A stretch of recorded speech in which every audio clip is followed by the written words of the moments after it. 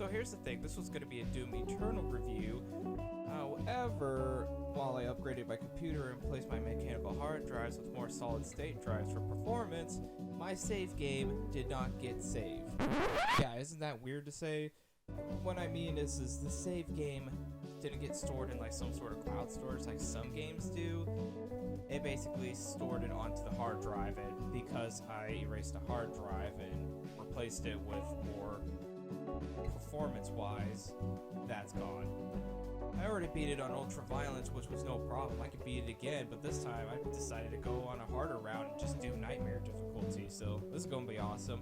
Otherwise, the game is so good, but today we're going to be talking about eGames.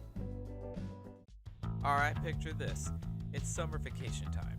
You're out of school. You've already beaten the crap out of all the Doom games, all the Quake games. You've beaten Heretic. You've probably beaten Hexen, which we'll talk about that hopefully in the future, because I haven't really beaten Hexen. All I know is it was pretty hard because of all the Switch puzzle BS that was going on. And you get bored, so you're just gonna sit there and your parents see this, so they try to cheer you up by going to a local electronics store to find you a copy of a video game, which they were expensive at the time and they were probably on a budget. So they decided to get you something cheap. And then they get you this. What the heck is this? eGames is a publisher and developer for casual and traditional computer games based in Langhorne, Pennsylvania. And eGames, the E in games stands for Everybody's Games. Wow, that is really super lame. You probably remember me talking about this in my Thrift Finds video when I found Crazy Burger. Well, that's not all the games I have. I've actually been collecting some of the ones I remember as a kid, and for the sake of this video, I also picked up a couple more because apparently I like picking up trash. I need a new hobby. So yeah, you bet that we're going to be going through all of the eGames, and especially the ones that I played as a kid, and see if my memory still holds up, thinking that some of these were actually fun. Which, honestly, as a kid, I thought playing dog turds was more fun than playing this garbage. Alright, so we'll go ahead and get started, but here's the thing I want to discuss real quick. Every time that you go through this little browser that they have, for every game that you pick, you have to install all of them. So the first time installing it was just for this lousy browser, which, what the heck? Really? Another thing to add to it is, unfortunately, the video capture device doesn't quite capture all of the games, and some of them mostly don't even work, which is so funny because on the back of most of these cases, this is the recommended requirements is for Windows 2000, which, what do you think I'm running? Windows 2000. And we'll go ahead and start out with Amulet Fighter, which is the only one that works so far. MMX technology detected. I'm running an AMD processor on this computer, but I don't think it would make much of a difference. I mean, this just looks like a generic space shooter game. Alright, well, looking at the settings, everything looks fine. You know, just basic, sure, whatever. Anyway, let's just go ahead and start up the game. Wait, can I detect a joystick? Excuse me? Does this game need a joystick? Well, I do have an option to switch it back to keyboard, but I think actually I'm going to try it out with a joystick. And for that, we're going to need a nice controller. A brand new one I actually found at a thrift store. This is the Wingman Attack by Logitech, which I'll go over in a different video because I feel like the controllers back then, even though that some were good and some were trash, they were definitely unique compared to what we have are just basically your standard Xbox or PlayStation controller that you can just use on the computer instead. Alright, we'll go ahead and get started. Let's go ahead and jump right into this game. I'm kind of interested to see how bad this is. Whoa!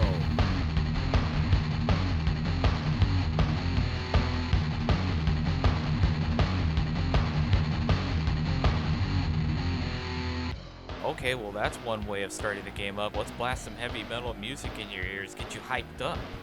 I mean, overall, the game is very entertaining, and it's the only one that is, sadly. There's only a max of 6 levels in the game, and each of those levels contain a boss that you have to fight. Out of the 5 bosses, you do get a power-up for your ship, so that includes, like, lasers, torpedoes, missiles, more lasers, and you shoot some sort of boomerang. What? I mean, overall, it's a good game. Or we're only getting started with the crappy ones now. Next up is Speedy Egbert Special Edition, and you're going to be seeing a lot of this, because really there's nothing special about this. There's nothing special about any of the games that have this kind of wording on it, because really, all it means, it's a demo. Really? That's really special. Yeah, they don't let you save your game, they don't let you open up a game, and the designer tab, nothing. Wow, I feel special right now. I already have the full version of the game, so we'll take a look at that later down the road. Alright, the next and last one is Demon Star, program and art by Scott Haas. Congratulations. Music and sound effects by what? Bobby Prince did the music and sound effects in this game? Now, if you guys don't know who he is, Bobby Prince was responsible for making the music in Doom. He also did the sound effects and music in Commander Keen, and helped compose a lot of other music with 3D Realms. And he made my childhood livable. But to see him make the music and sound effects in this game, I'm kind of surprised. So let's take a look at this.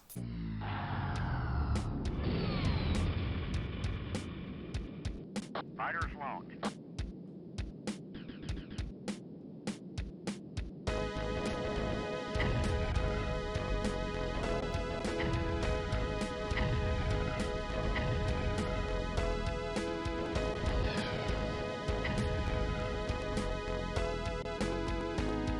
Okay, I'll take that back. What I said about Amulet Fighter being the best one so far in the collection.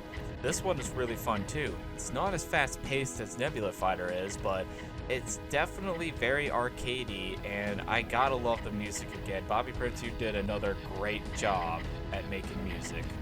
Now, I didn't complete the whole game, but from my understanding, there's about like 18 levels, and each of them also has a boss. So again, kind of like Nebula Fighter, or actually, you know what this reminds me of? Reminds me of that game, Raptor, Call of the Shadows. Yeah, actually very similar to it. Huh. Well, I don't really have anything else to say about this one, so let's go ahead and move on to the next game. Alright, the next package we have here is Fox Kids Presents eGames Pack 2. Wait, Fox Kid had something to do with this? I couldn't find any information relating to eGames and Fox Kids promoting this. That is so odd. It also comes with bonus games. Oh. I actually remember seeing this at one point, but I don't remember what it was that I couldn't download it. Oh, password? What? Well, I've tried the link that was provided, and that website is down, so I couldn't track anywhere in any website where I could be able to find a password to try these games. So therefore, I will not be able to see them, nor will anyone on the internet. Well, then again, it's probably on another, different, game pack or something, whatever. Anyway, we're gonna launch up mini car racing. Let's go ahead and take a look at this. And yeah, it actually takes forever. Oh, okay. Cool, create your driver. Well, I guess I have a name in mind. Yeah, don't ask why. I was watching a lot of Aqua Team Hunger Force, and yeah. Whoa. Ease off the pedal there, Jeff Gordon. And here we are, mini car. Oh, it's one of those special edition ones. Well, yeah, I also have a full version of this, so I am just going to hold off on that. Next up, Dweebs. Okay, another special edition. Alright. Yay, it looks really cute. Beautiful. Hey, what the heck? Why can I not move my mouse? Okay, Control-Alt-Delete. Uh-oh. Are you kidding me? Did this game hard lock my computer? Oh, you little cute furry little bastards. Oh, you son of a...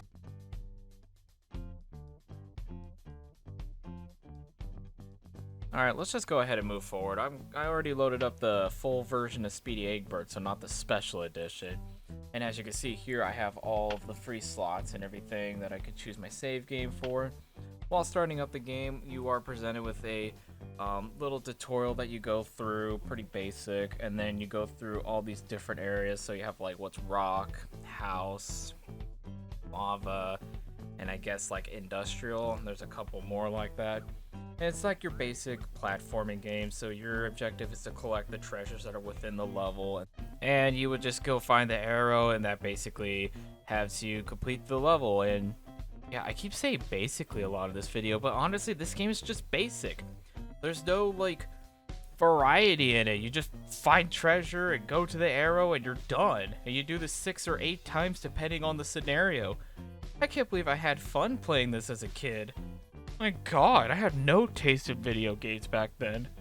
And here we are back at mini car racing. So this one's the full version, and this one you actually have all the vehicles. In the value or the special edition one, you only had like 2 vehicles. That was it. In this one, at least they give you like different types of vehicles to work with, different stats, what type of power-ups you can get on your vehicle. Upgrades are available for every time you race and you win, or if you pick up those little money icons, or destroying a vehicle.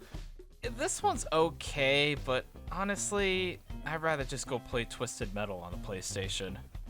Alright, next up is your traditional mini golf, and for whatever weird reason, I couldn't get it working on the Windows 2000. I got the cutscenes and everything, but the gameplay just does not appear. But after trying it on my modern system, the cutscenes didn't work, but I can play the game as shown right now. What kind of logic? How does that make sense? My god, eGames, how did you mess this up? And this isn't even my fault. My computer's fine. I play games on it all the time, but wow, this is a whole different level.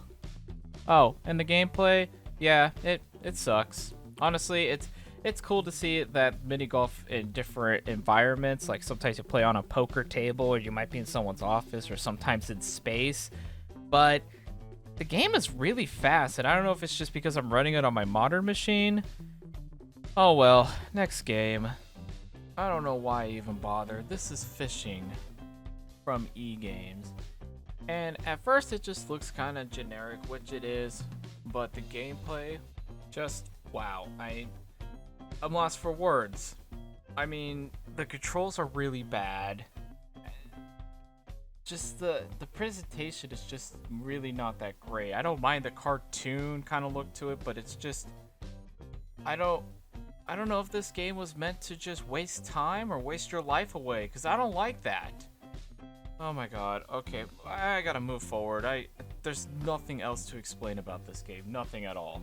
Well, at this point, I was actually just gonna go end the video, but then at a very late notice, I received the last game in my mailbox. Here is Marble Blaster.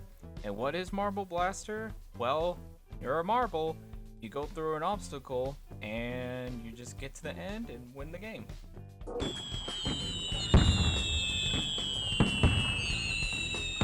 And of course you have 3 difficulties: beginning, mediate, and expert. And honestly, both of them are pretty easy, but sometimes they can get quite frustrating. But there's something odd about this game. Now, I'm getting one of those other flashbacks that's reminding me of a different game. I'm going to give you 3 seconds on what other game I'm thinking of right now.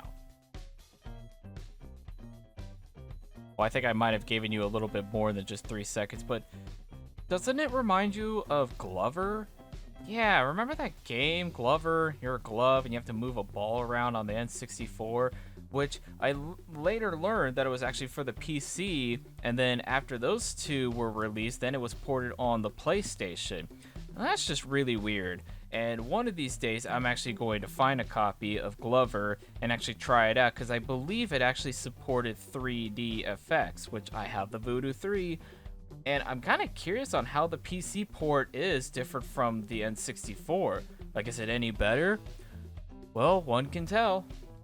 And that's going to wrap it up for today's video. I got nothing else to say about this game. I mean, it's not bad, but it's not, like, great. It's fun, at least. How many fun games was that already? I think 3 games that were fun, maybe 4. But anyway, I'm going to go and play like an actual real game. I'm going to go finish Doom Eternal on Nightmare difficulty so I can push my review out. And there was one other game I was kind of working in between. Yeah, so I will catch you guys on the next video.